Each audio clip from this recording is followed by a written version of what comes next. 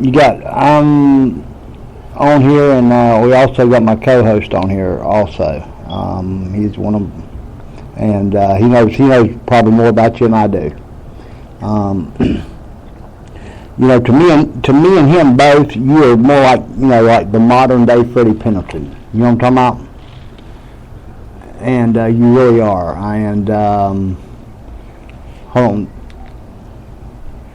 you there, Darnell? You there? Yeah. Okay. I'll just make sure that. Make sure you're there. Can you hear me, Pete? Yes, I can't hear him. I can only hear you. Can you hear him? Can you hear Darnell now? I can hear him. Okay. All right. What it is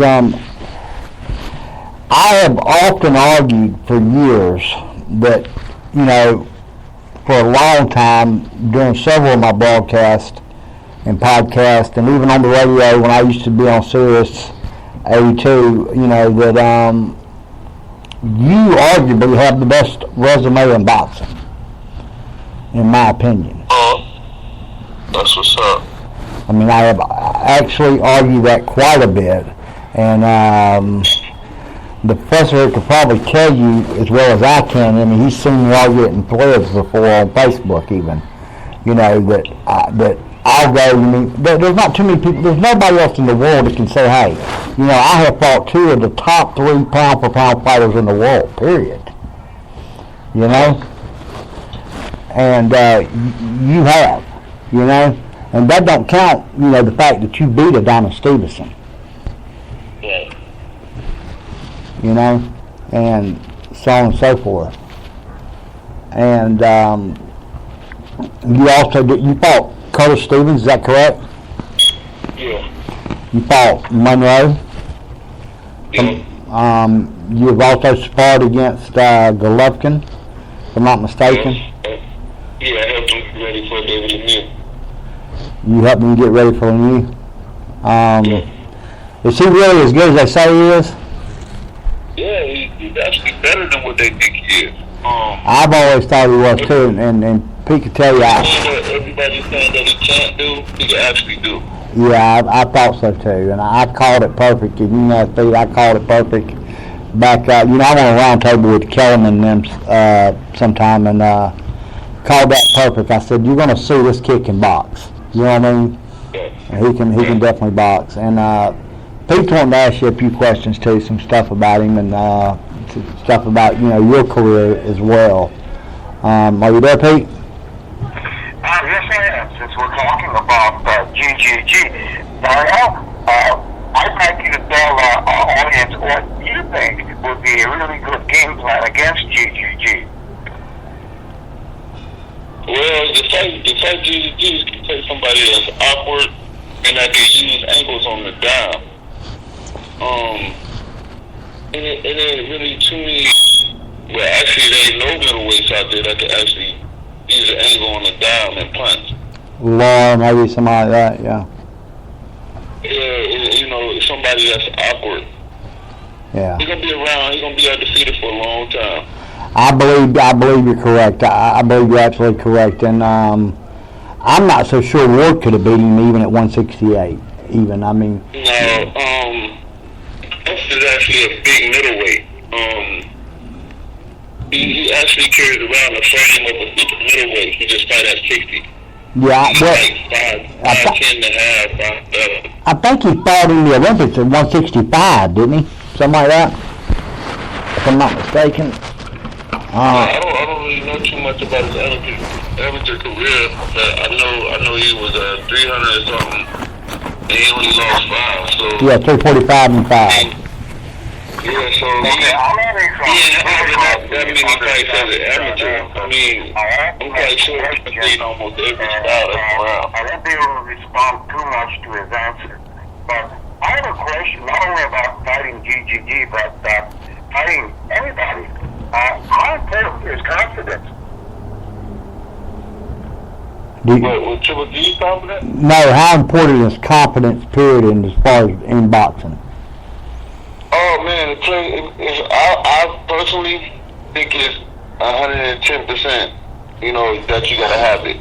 Not really cocky, but if you got confidence, you know it'll take you a long way. It'll actually have you fighting outside of the box of everything that's being taught to you, or everything that your corner is saying to you. I mean, yeah, it's good to listen to your corner, but sometimes what the corner saying might not work in there, so you gotta have the intelligence to do, or have the confidence, even with your skill level, to do whatever you need to do to either win a fight or either stick out the fight. I wanna interject here because I was at the Ward fight and I felt like you kind of ignored your corner and went on your own when you got that knockdown. Am I correct? Yeah. They was telling me the wrong stuff and I was getting hit, and I just kind of like just ignored them and I said, well, let me try and see if I can come up with something, because they wasn't really telling me nothing. Yeah. Only thing they were saying was, come on, Diesel, you gotta fight. Yeah. You gotta use a jab. You're losing this fight. And I'm thinking in my head, I know. Tell me what to do so I can beat this dude, because I can beat him.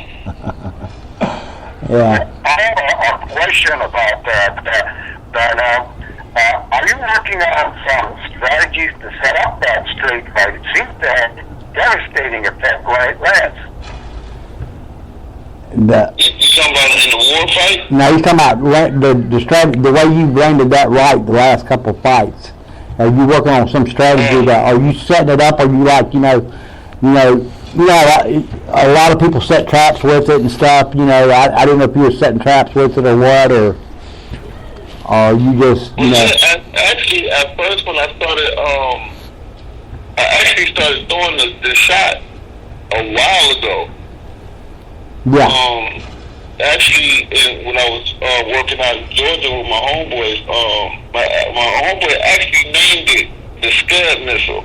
I've been throwing that same shot for a long time. I just really started like putting it in the mix, you know, and actually like setting it up on how to throw it. Because sometimes I was leading with it. Sometimes I set it up with the jab. And now I know, like, in spots, exactly when to throw the shot. And it's like, I don't just throw the shot because it's open. Something within me would be like, okay, now throw it now. Or wait. You know, it's crazy because my enemy be actually talking to me when I throw the shot. So I never actually know when to throw the shot unless it's said. I can somewhat, kind of touch base with you on that, Darnell, because like I said, I fought a lot of amateur fights myself and fought Roy Jones twice as an amateur. And and I can remember a lot of times that, it just, there's a lot of boxers have tails and a lot of people don't know it. You know what I mean?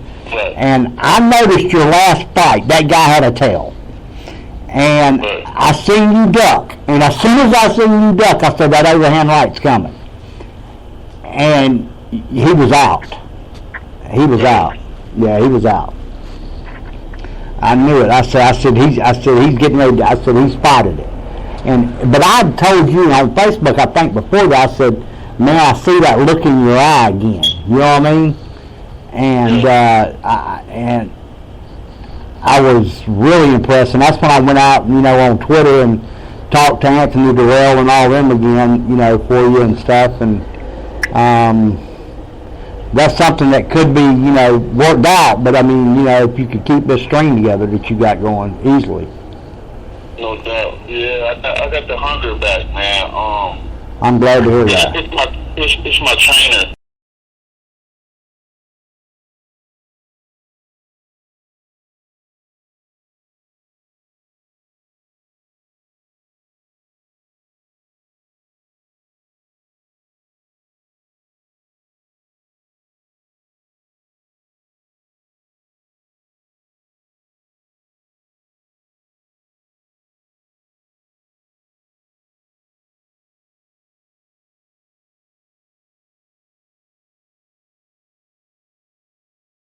the question on Pete, exactly? I was wondering if he thinks that somebody who had a social record as a professional boxer might often be a better trainer because perhaps a really talented boxer can take short notes. Okay, I can answer that, and I'm sure he can too. One of the best trainers, Kevin Rooney did real good with Mike Tyson, if you remember correctly. And what he's asking, Darnell, is do you think sometimes a so-so boxer may be a better trainer? When I say a so-so boxer, I guess he's meaning like, a guy that's, got the skills. He's got the, you know what I mean? He just, any fighter that has been in the ring and threw some punches or even, had an decent amateur career, they could be a trainer because they actually teach it from an actual fighter's standpoint. So I think they can actually be a great trainer if you actually went through the fire and did,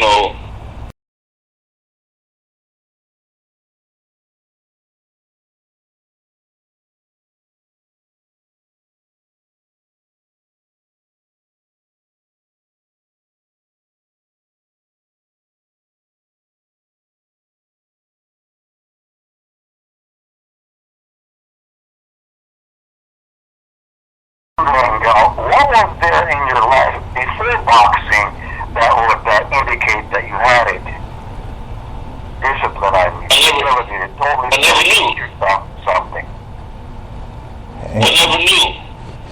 I went to the gym, taking my little brother to the gym. I didn't think nothing about boxing. I didn't watch it really. I started boxing, going to the gym, calling out the best guy at the gym. This is my favorite story. You got to tell the story. This is one of my. In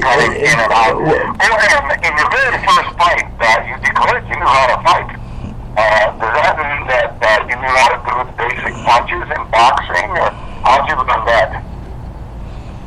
I can't hear you. What'd you say? Your very first fight, you knew how to fight. When you went in there, from what I understand, from everybody I've talked to, you held your own with Kelly Pavlik, actually, a little bit. Yeah. And, so you had the talent. You know what I mean? For sure. Right. And, What the hell? We saw this in the community, too. Where does that come from? yeah, what does that mean? He's asking, like, where in the world does that just come from? You know what I mean? Well, Youngstown's pretty close to, that's a little ways from Philadelphia, actually, but. I actually come from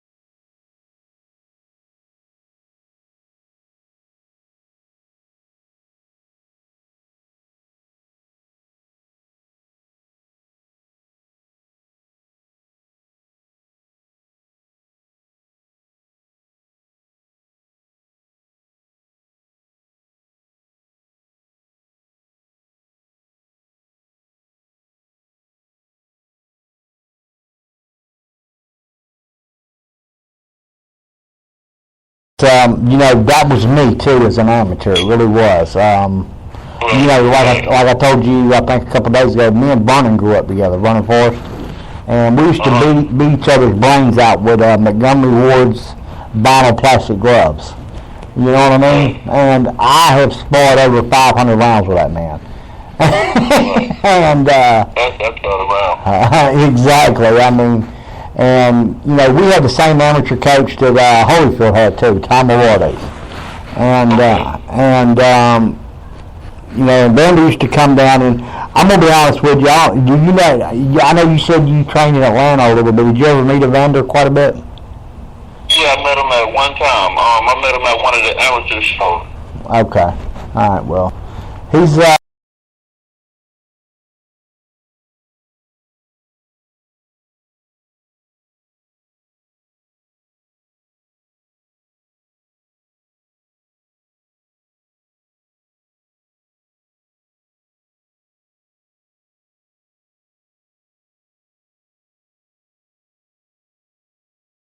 and he's actually going to be on tomorrow night. And and his trainer was a terrible pro. He really was. He was 4-8. His name is Terry Cade, but he's a good trainer. He's a real good trainer. So I mean, it goes along with what you were saying earlier. It goes along exactly with what you were saying earlier. And and I've trained, like when Forrest Griffin got into the UFC. He's from right here in Augusta. I helped him with his striking a lot, and because I had boxing, I had boxed, and had a long line of boxing, and so I helped him with his striking. And Vernon, I kind of like managed his career, and I was his attorney and stuff like that. And then Paul too for a little while, but Paul had George P.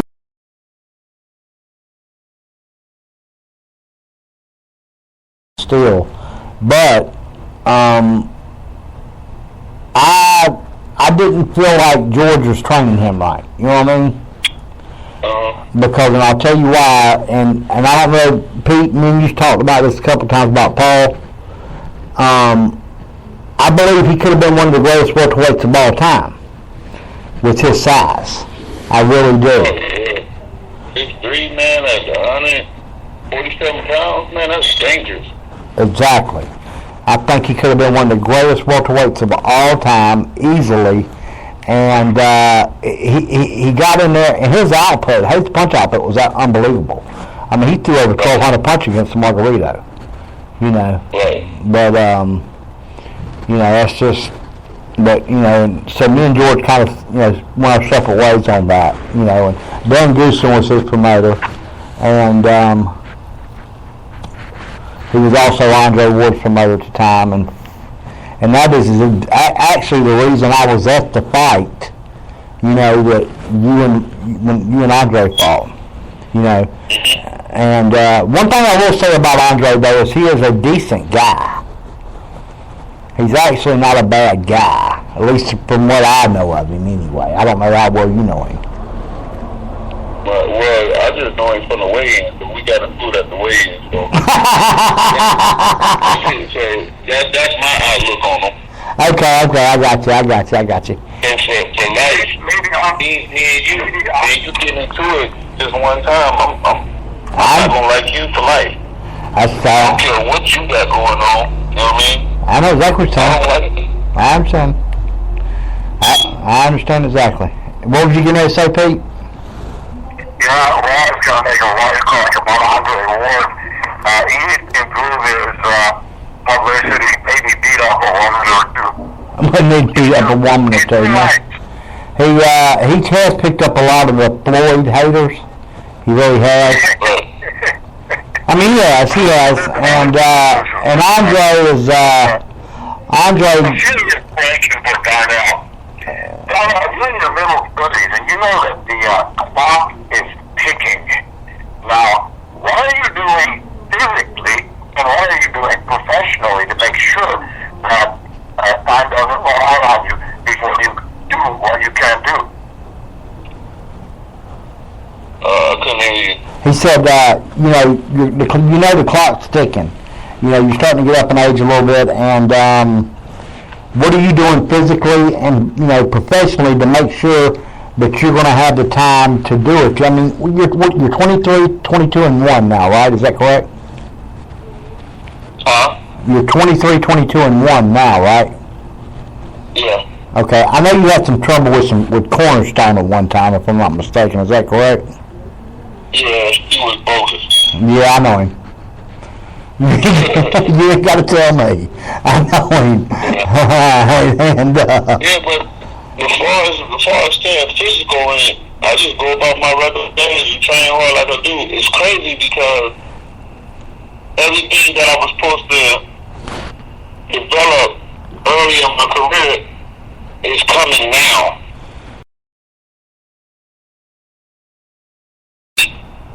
Wow. Being able to think on the diamond there. Everything is coming together now. Yeah. So with it coming together now, it actually gives me an extension. Because now I can stay away from taking damage. I can stay away from taking a lot of punches. I can be elusive in there, you know. So, you know, I just go throughout my days, you know, I spar with all the young guys. So it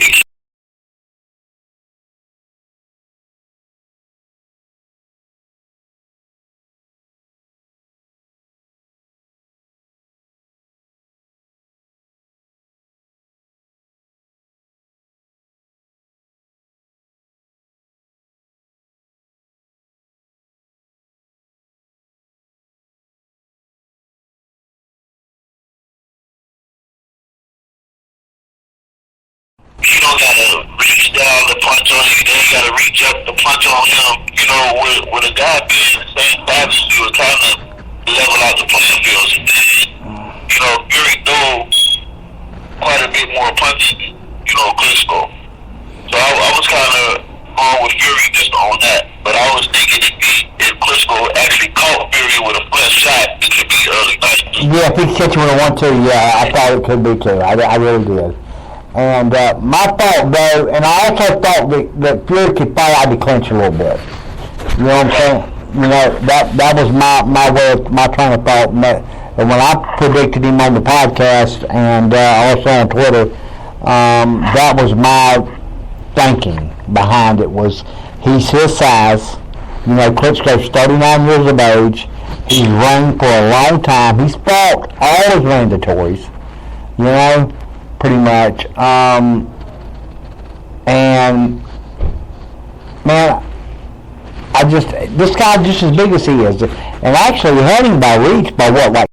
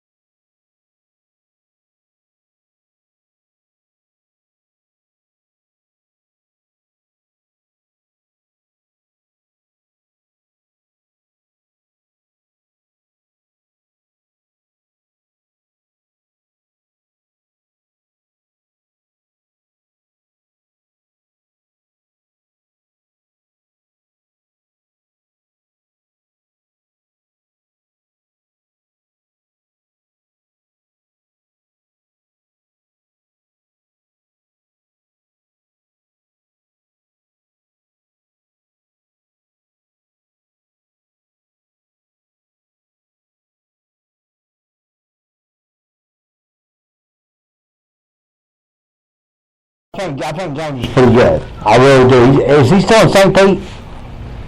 Yeah, he's still in St. Pete. Okay. I didn't hear you, Chris.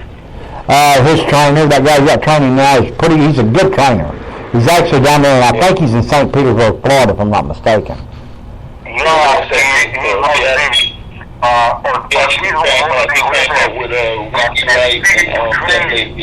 yeah. He said that he's learning constantly. So I don't know, what is the most important thing for him to improve on right now? What do you feel like, he says, what do you think maybe the most important thing what do you think you really need to improve on the most right now? Keep doing what I'm doing and just keep improving on everything that I got together now. I'm going to be honest with you, Darnell. 10 fights ago, I thought maybe working angles a little better and your footwork, but now it has gotten phenomenal, man. And I think that's a product of James.